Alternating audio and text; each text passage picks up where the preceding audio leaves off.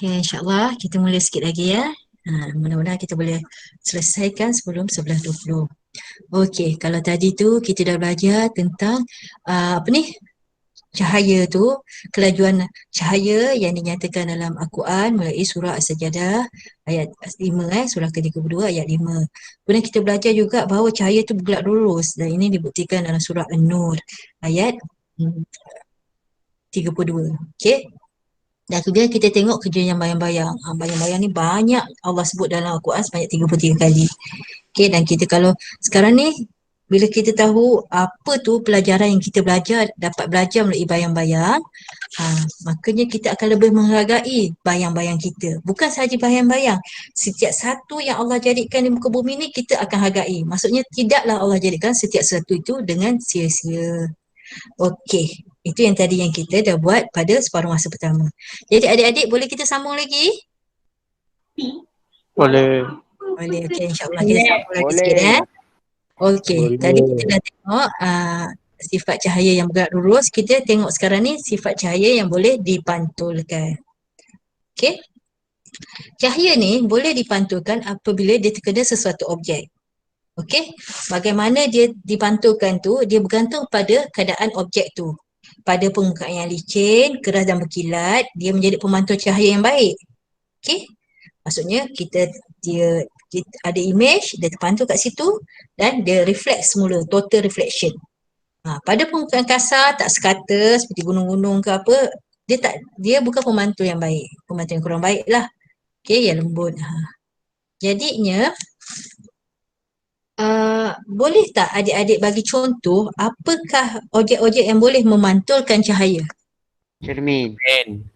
Cermin.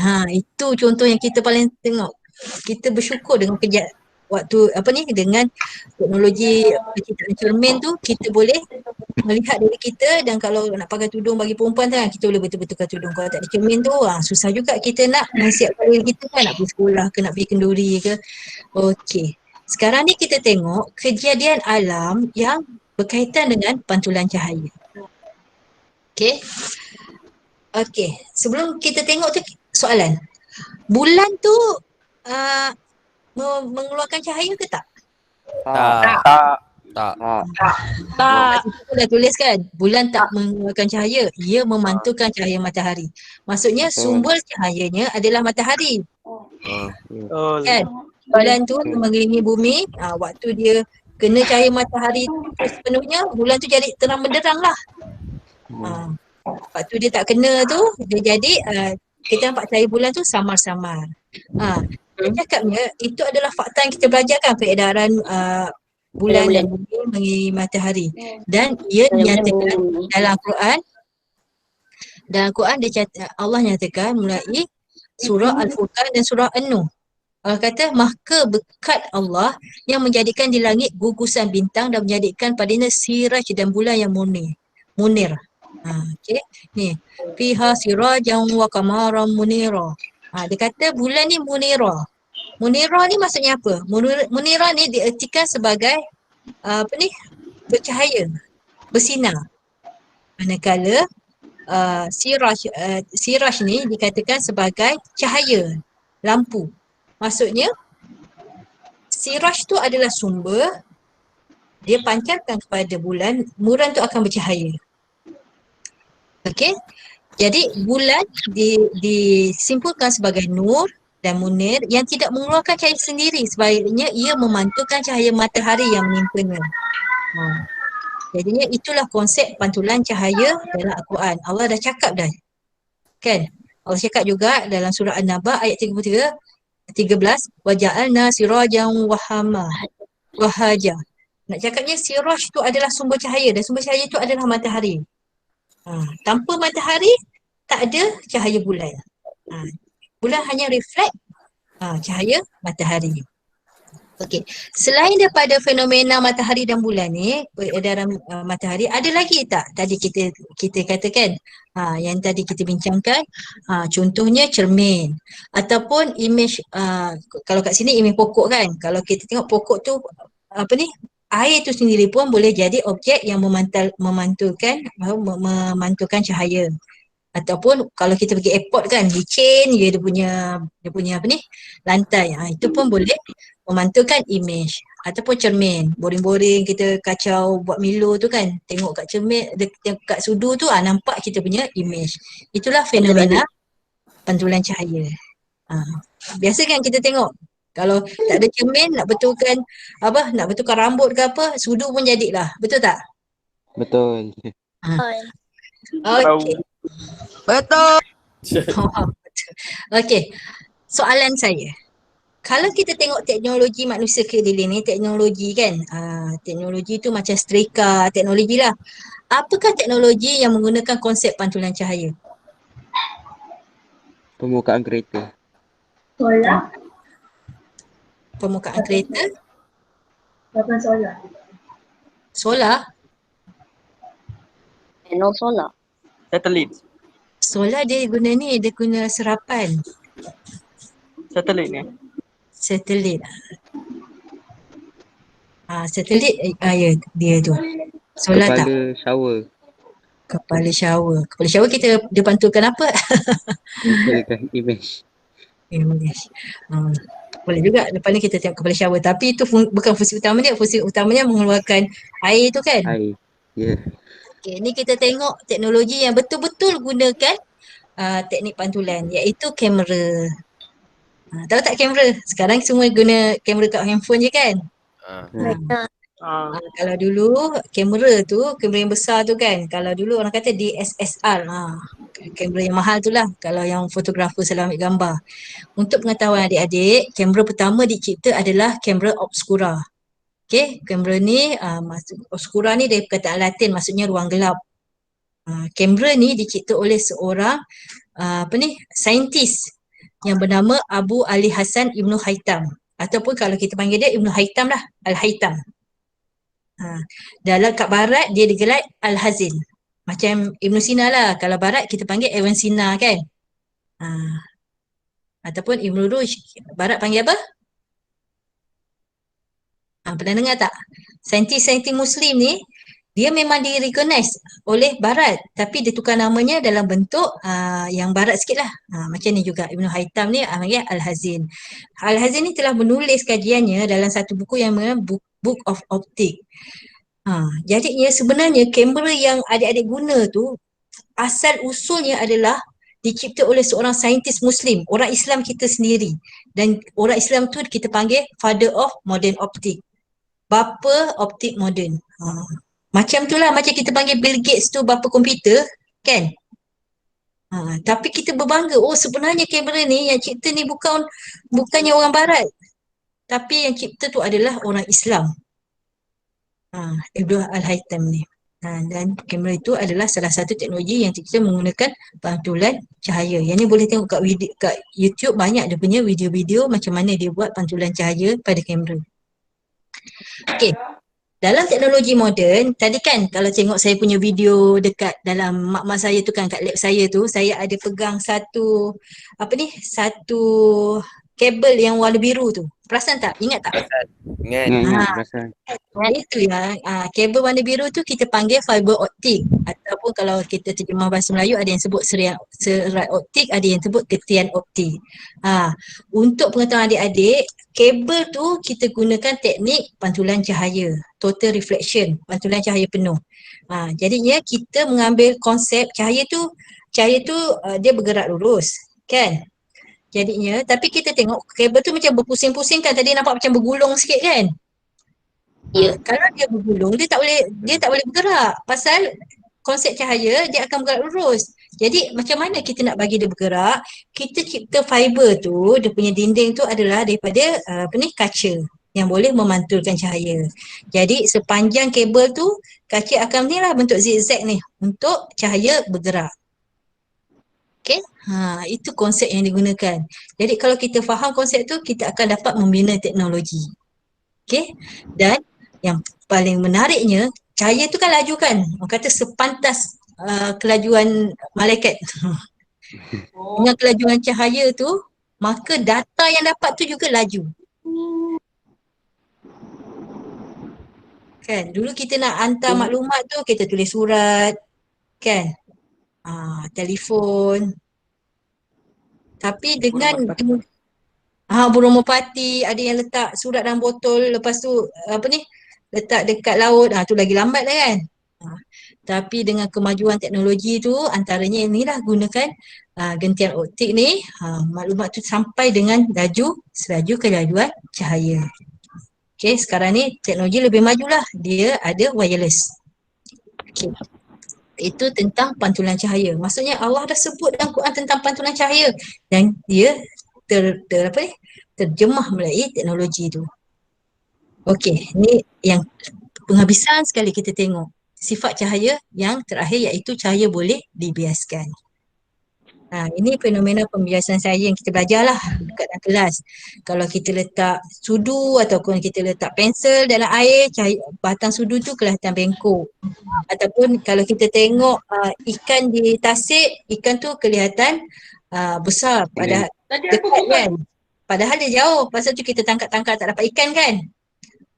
Ataupun kat mikroskop imej jadi lebih besar daripada yang sepatutnya. Untuk pengetahuan, pembiasan ni kita tahu dia jadi kerana cahaya lalu dua medium yang berbeza. Kan? Betul. Jadinya contohlah macam kita nak lalu dekat, kita pergi shopping komplek.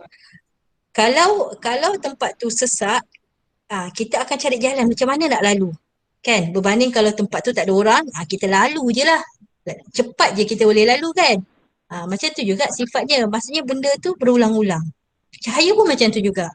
Kalau dia lalu dua medium yang berbeza yang berlainan ketepatan, dia akan berubah sudut pancaran cahayanya. Okey. Fenomena konsep pembiasan cahaya ni Allah sebut dalam surah An-Nur ayat 39. Maksudnya, dan orang-orang kafir amal mereka adalah laksana fata morgana di tanah yang datar yang disangka air oleh orang-orang yang dahaga. Tapi bila didatangnya air itu, ia merti tak ada apa-apa pun dan dipatinya ketetapan Allah di sisinya. Lalu Allah memberikan kepadanya perhitungan amal-amal yang cukup dan Allah adalah sangat cepat perhitungannya. Kalau nak cakap, kalau secara literalnya, maksudnya terjemahan secara direct, tafsirnya, nak cakap ni, Allah cakap tentang amal orang kafir. Dia rasa dia dah buat banyak dah kat dunia ni. Tapi bila kembali pada Allah tak ada apa-apa. Macam kita lah, mungkin kita rasa kita ni dah buat banyak amal tapi kerana tak ikhlas tak ada apa-apa, seperti debu-debu yang berterbangan. Tapi nak cakapnya cantiknya Allah tu dah bagi teknologi melalui sains. Pernah tak kita naik kereta dengan family kita kan, hari tu panas sangat, ayah kita bawa kereta kat highway tu kan, jauh tu kita tengok kat cermin tu macam ada ada air kat jalan raya. Pernah tak? Pernah. Itulah fata morgana. Sebenarnya tak ada air pun, tapi kita nampak macam ada air kerana udara tu dia ada berbeza dia punya ketepatan. Cuaca panas sangat kan, udara berbeza ketepatan. That's why kita nampak macam ada pembiasan cahaya tu sehingga nampak macam ada air. Sebenarnya tak ada apa-apa. Nak cakap sebenarnya tak ada apa-apa.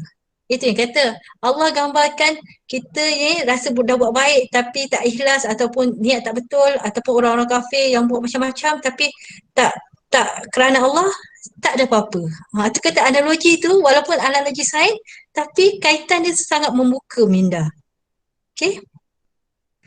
Okey. Dan satu lagi tentang pembiasan cahaya adalah kita tengok apabila dia melalui prisma ni kan. Pernah tengok kan yang ni kan? Dalam kelas kan? Kalau cahaya ni tak tahu. Tak tahu juga kita tengok siapa yang tak tahu. Kalau kita ada prisma kaca beli dekat DIY ke apa kan, kita lalukan cahaya putih, nanti yang keluar tu warna-warni. Betul tak? Betul. Penyerapan cahaya. Penyerakan cahaya. Pasal apa dia boleh bergerak? Boleh keluar warna-warni ni. Pasal kan kita kata bila dia lalu medium yang berlawanan ketepatan, dia akan berubah kelajuannya. Kan? Jadinya setiap juzuk warna bergerak pada kelajuan yang berlainan. Warna ni kalau kita tengok warna ada 7 kan, warna pelangi tu ada 7, ini 7. Warna apa yang bergerak paling pantas? Yang paling atas sekali. Putih. Putih sumber dia, bila kita bagi cahaya putih, dia akan menyeratkan menghasilkan 7 warna. Macam warna pelangi itulah. Warna ni berubah-ubah. Kenapa ada 7? Kerana dia bergerak lain-lain kelajuan. Yang paling pantas adalah warna Merah. merah. Yang paling perlahan adalah warna ungu. Ungu. Dan benda ni kita boleh tengok dekat spektrum cahaya. Yang ni kita belajar sampai ke universiti pun kita belajar. Ni spektrum cahaya. Ini adalah cahaya. Dia punya panjang gelombang. Gamma ray, X-ray yang kalau kita pergi hospital tu nak masuk sekolah asrama kena buat X-ray, UV, infrared, radar, FM tu. In between, di tengah-tengah UV dan infrared ni, cahaya infra, kita ada satu cahaya yang kita panggil visible light. Visible light. Maksudnya cahaya yang nampak. Maksudnya dekat kawasan ni antara 350 hingga 800 nanometer. Yang ni je boleh dilihat oleh mata manusia. Lain-lain mata manusia tak boleh lihat. Kalau nak lihat tu kena guna alat khas. Macam tadi kan saya kata kalau nak tengok nanopartikel tu kena guna mikroskop khas yang ada elektron. Kalau dalam kejadian biasa manusia ni, secara mata manusia yang biasa ni, kita hanya boleh lihat kawasan ni je. Visible light ni, cahaya nampak ni antara 350 nanometer hingga 800 nanometer. Sepanjang ni ada berbagai cahaya lah bergantung kepada kelajuannya. Okey, dan tu kata cahaya utama adalah RGB, red, green, blue. Jadinya bila dia overlap antara satu sama lain, dia hasilkan warna lain lah. Ni warna premier, yang ni warna sekunder. Dan hasil daripada tindihan ketiga-tiga warna tu yang menghasilkan warna putih. Okey, ni warna putih. Tu kata kita tengok tu, rupanya cahaya ni ada dia punya tu. That's why bila kita tengok pelangi, kita nampak dia. Selama ni saya sendiri pun tengok pelangi, saya tak perasan pun warna-warna tu tersusun. Sebenarnya Allah susun warna pelangi tu mengikut kelajuannya. Kita ingat, sekejap dia warna ni, sekejap dia warna ni. Dia memang ada 7 warna tapi susunan tu kita ingat random je. Rawak je. Tapi rupanya susunan tu memang setiap kali pelangi tu appear kat langit, muncul kat langit, memang itulah susunannya kerana itu dia punya dia punya ni lah ikut kelajuannya. Kita tengok sikit video ni, video terakhir ni.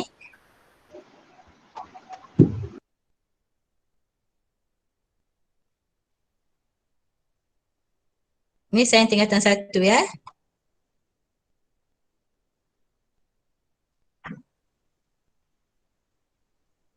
Pernahkah anda melihat pelangi merentasi langit?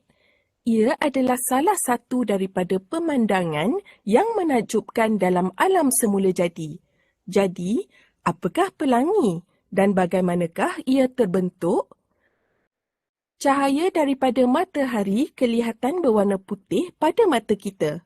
Namun, ia terdiri daripada banyak warna yang berbeza.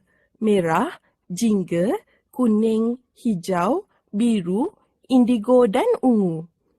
Susunan warna-warna yang terdapat dalam cahaya putih dipanggil spektrum.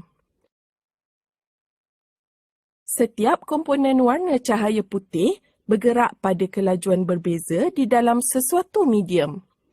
Cahaya merah mempunyai kelajuan yang paling tinggi, manakala cahaya ungu mempunyai kelajuan yang paling rendah. Disebabkan oleh hal ini, apabila cahaya putih bergerak dari satu medium ke dalam satu medium lain yang berbeza ketumpatan, cahaya merah yang paling laju kurang dibiaskan, manakala cahaya ungu yang paling perlahan lebih banyak dibiaskan. Oleh kerana setiap komponen warna dalam cahaya putih dibiaskan pada sudut berbeza, warna-warna ini menjadi terasing antara satu sama lain. Kesan ini dipanggil penyebaran cahaya. Kita dapat memerhatikan kesan penyebaran cahaya dengan prisma kaca. Apabila cahaya putih memasuki prisma, warna-warna yang berbeza mula tersebar disebabkan oleh penyebaran. Apabila sinar cahaya keluar daripada prisma, sinar cahaya itu semakin terasing antara satu sama lain. Pembentukan pelangi juga disebabkan oleh penyebaran cahaya. Dalam hal ini, titisan air di udara bertindak seperti prisma dan menyebabkan cahaya matahari tersebar kepada komponen warnanya. Pelangi biasanya terbentuk apabila matahari keluar, sebaik sahaja hujan berhenti. Untuk melihat pelangi, kita membelakangi matahari dan melihat ke langit. Cahaya matahari yang datang dari belakang disebarkan oleh titisan air di udara. Kita melihat cahaya merah dari titisan air yang lebih tinggi dan warna-warna lain dari titisan air di bawah. Bersama-sama, komponen warna cahaya matahari yang disebarkan oleh titisan air membentuk pemandangan pelangi yang indah dan mengagumkan.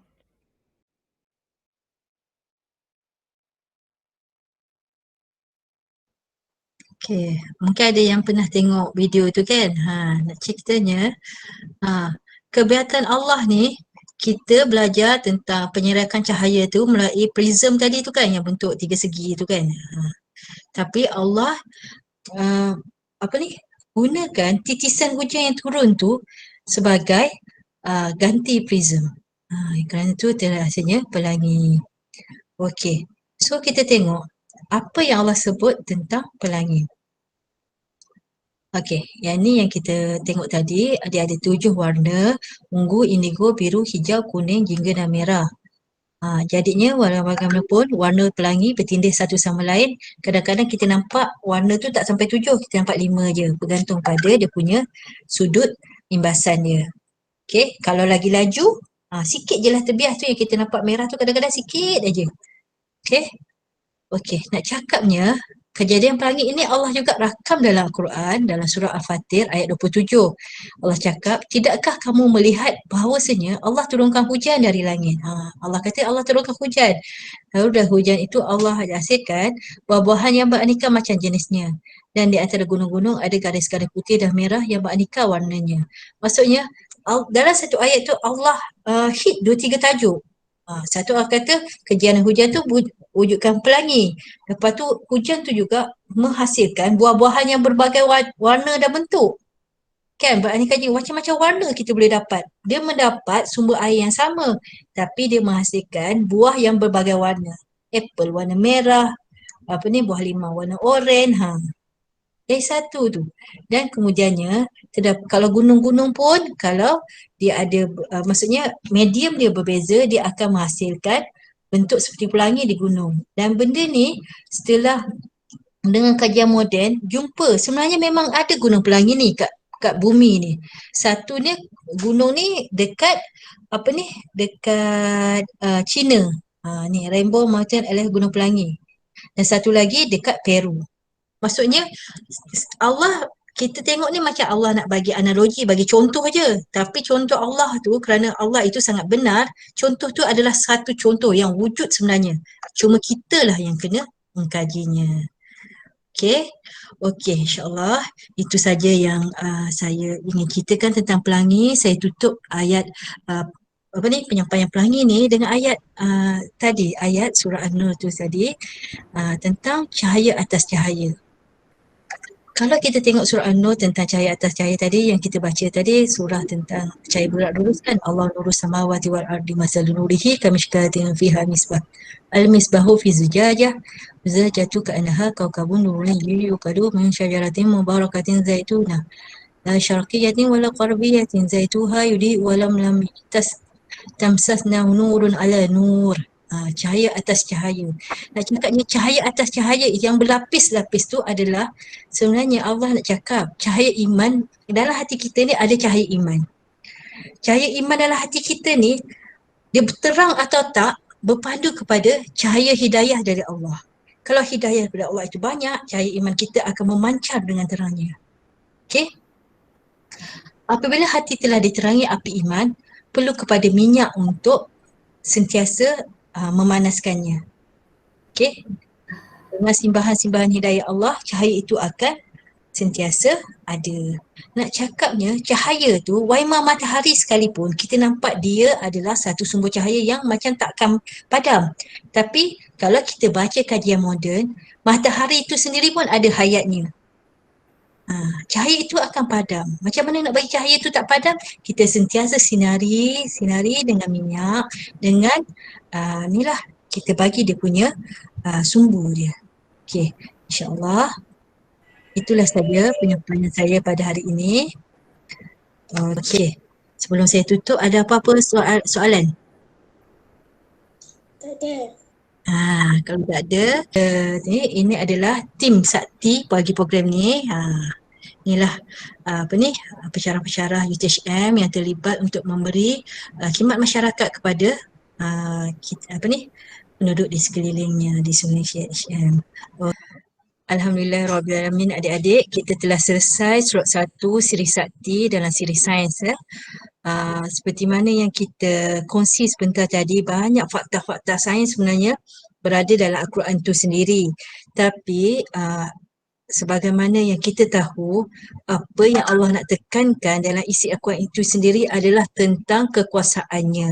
Sebagai contoh tadi ayat surah As-Sajadah, surah yang ke-32, ayat 5 yang kita bincangkan panjang lebar tentang kelajuan cahaya.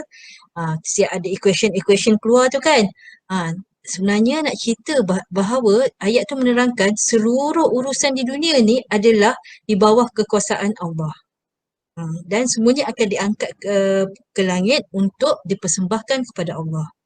Jadi itu inti yang sebenar, dan pada waktu yang sama bila kita buat kajian sains, ia tidak bersalahan dengan fakta sains itu sendiri. Jadi mudah-mudahan program Sakti ini dapat membangkitkan rasa cinta kita kepada Al-Quran dan Hadis dalam kita mengagumi fakta-fakta yang sains yang terdapat dalam Al-Quran dan Hadis.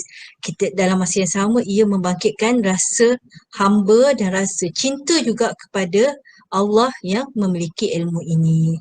Okey, dengan demikian kita jumpa lagi pada slot kedua 2 minggu lagi. Assalamualaikum warahmatullahi wabarakatuh. Okey, Alhamdulillah. Jazakillahu khairan kasira kepada penceramah kita Dr. Marlia Mursin atas perkongsian yang sangat bermanfaat tadi. Okey, saya rasa adik-adik rasa seronok tak? Seronok. Nada macam kurang seronok. Dia macam datang. Seronok. Itulah adik-adik. So maksudnya, okey, kalau kita perhatikan tadi, banyak yang Dr. Malia kongsikan, okey, berkenaan dengan ayat Al-Quran yang relate, okey, yang sangat berkait rapat dengan apa yang adik-adik belajar tentang sains di sekolah, okey, dengan apa yang kita boleh nampaklah di sekeliling kita, okey. Kalau berkaitan dengan tajuk kita pada hari ini, itu tentang cahaya, kan? Maksudnya dekat situ banyak ilmu-ilmu ni sebenarnya datang daripada memang ilmu tu yang Allah turunkan, semuanya ada di Al-Quran sendirilah. Okay. So kita ni sebagai manusia nak tak nak je kan, nak kena nak baca ke tak nak baca ke, okay. Tapi sebagai seorang Muslim yang baik, untuk menjadi seorang Muslim yang profesional, kita kena banyak tadabbur Al-Quran supaya kita dapat tahu okay, apa sebenarnya yang Allah nak sampaikan pada kita lah. Okay. So kalau kita tengok tadi, okay, kita banyaklah adik-adik dah tengok tentang macam mana kan sebenarnya pengiraan tentang kelajuan cahaya tu semua ada beritakan di dalam Al-Quran lah. So nak kita yang sebagai manusia ni kita kena mengkaji, sebab tu kena jadi cendekiawan Islam kan. So kalau kita tengok kita punya cendekiawan Islam yang terdahulu, okay, semuanya bijak dan pandai lah yang memang mengkaji Al-Quran, so dapat menghasilkan ilmu-ilmu baru, okay, yang kita pelajari pada hari inilah.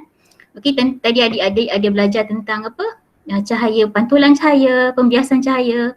So semua ada yang kita dapatlah daripada apa yang ilmu Allah turunkan dalam Al-Quran. Okay, saya ingin highlightkan, kalau adik-adik tengok di bahagian chat, okay, dekat situ ada saya postkan berkaitan tadi berkaitan dengan borang kehadiran. Okay, bagi siapa yang belum isi lagi boleh isi. Tetapi bagi siapa yang ada masalah untuk mengisi borang kehadiran, anda boleh message kita ataupun rujuk di Telegram. Kita akan bagilah link berkaitan dengan borang pendaftaran tersebut. Lagi satu, kalau tengok dekat bahagian chat tu juga saya ada postkan tentang pendaftaran. Okey, inilah pada slot 1. Hari ini slot 1, kita akan buat slot 2 Ini kita war-warkan dululah. Slot 2 akan berlangsung pada 8 Januari tahun 2021. Tahun baru 2021. Okey. So dekat situ kalau tengok dekat skrin ada dia punya poster dia. Dia berilah tajuk dengan tajuk dia. Okey, bab dot I. Bab dot I ataupun bab dot 1. So dekat sini ialah tentang ibrah penciptaan haiwan ni, okey, menerusi Al-Quran lah. So nanti kita akan kupas topik ni. So kita boleh buat temu janji pada 8 Januari hari Jumaat pada waktu yang sama kita akan jumpa di Google Platform lah. So adik-adik boleh buat pendaftaran, kita ada bagi link dah dekat tempat chat ni dan kita pun akan bagi link dekat grup Telegram. So adik-adik boleh daftar untuk slot kedua, okey? Okey. Dan dekat link tu juga, dekat chat ni juga ada diberi quiz untuk slot 1, quiz ada apa dengan cahaya. Okey, adik-adik boleh isi, boleh jawab quiz ni. Tarikh akhir dia ialah pada esok hari 26 Disember sebelum jam 11 pagi. Okey, kita ada hadiah untuk adik-adik, siapa yang menjawab dengan tepat. Jangan risau, musim-musim COVID ni kita akan hantar hadiah adik-adik ke rumah. Sebab tu kita pun dalam kejiranan yang sama, tak jauh nak hantar kan. Okey, nanti kita punya AJK kita akan hantarlah pada siapa yang dapat menjawab dengan tepat Okey, dekat sini ada soalan, boleh dapat tak link nak quiz? Okey, link quiz ada, Fika ada di atas ni. Saya dah bagi dah link di atas. Quiz ada apa dengan cahaya. Okey, so dekat sini dekat link tu juga dekat bahagian chat juga ada borang kehadiran untuk staff UTHM. So kita akan cubalah untuk rekod dalam jam latihan lah. Okey, kita akan cuba hantar nama untuk rekod dalam jam latihan. Okey, saya punya dia tak masuk. Okey, tak apa. Nanti kita akan postkan juga link quiz dalam grup Telegram. So boleh senang, boleh klik dekat situ sajalah. Okey. Makluman lain ialah berkenaan dengan ECJ. Okey, ECJ lah adik-adik semua. Okey, kita akan boleh download. Okey, kita akan bagi link di Telegram, grup Telegram. So dalam tempoh dalam tempoh seminggu nanti adik-adik boleh download ECJ daripada situ So saya rasa tak ada lagi apa yang ingin saya sampaikan. Ada soalan, apa-apa soalan ke yang nak tanya berkaitan dengan program ni? Tak ada. Alhamdulillah. Kalau tak ada, okey, kita tutup majlis kita, program kita pada hari ini dengan tasbih kifarah dan surah Wal-As. Jumpa nanti pada sesi yang akan datang pada slot yang kedua. Wabillahi taufiq wal hidayah. Assalamualaikum warahmatullahi wabarakatuh. Sallallahu ala Muhammad, sallallahu alaihi wasallam, sallallahu ala Muhammad, sallallahu